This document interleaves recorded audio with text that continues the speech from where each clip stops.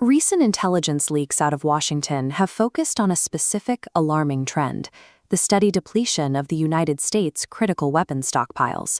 The reports list a wide range of hardware currently in short supply.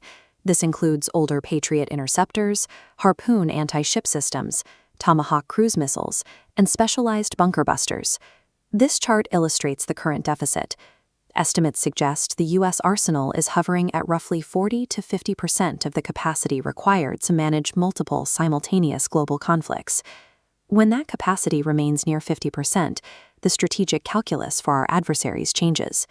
If the U.S. is heavily committed to Ukraine and Iran, military planners worry that nations like China will see a window of opportunity to move on Taiwan.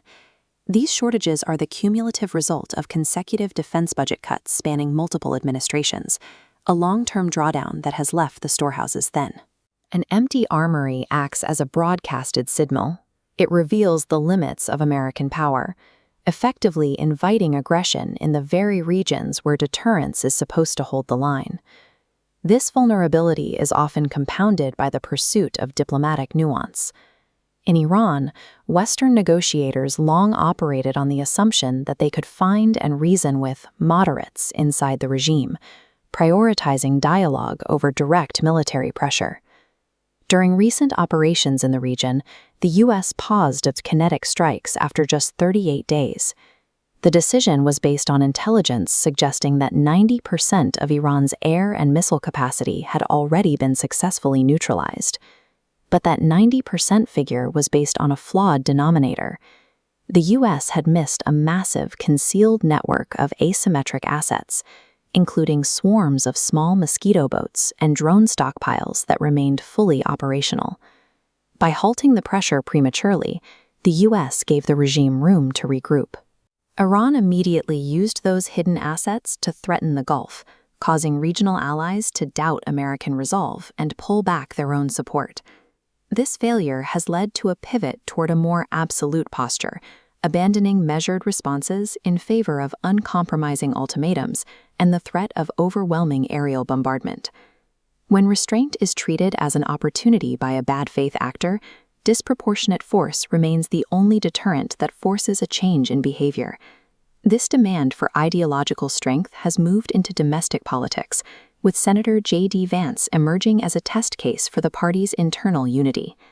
Vance has recently been linked to the more isolationist wing of the MAGA movement, a faction that has become increasingly vocal in its criticism of foreign interventions and the state of Israel. This association created an immediate friction with the party's financial backbone. Powerful pro-Israel donors began to distance themselves, threatening the resource base necessary for a national campaign. Donald Trump stepped in to resolve this fracture, using his influence to secure his 2028 succession plan and bring the warring factions back into alignment. Trump offered Vance a formal endorsement for the next ticket, but the support came with a clear directive. Vance had to end the public friction with Benjamin Netanyahu and realign himself with the party's traditional donor base. Projecting strength abroad is a logistical impossibility if the domestic coalition is fractured and financially starved at home. Restocking missile silos and disciplining political successors are two different expressions of the same goal: the absolute rejection of perceived weakness. It is a posture that views traditional diplomacy as a liability when dealing with adversaries who are openly committed to your destruction.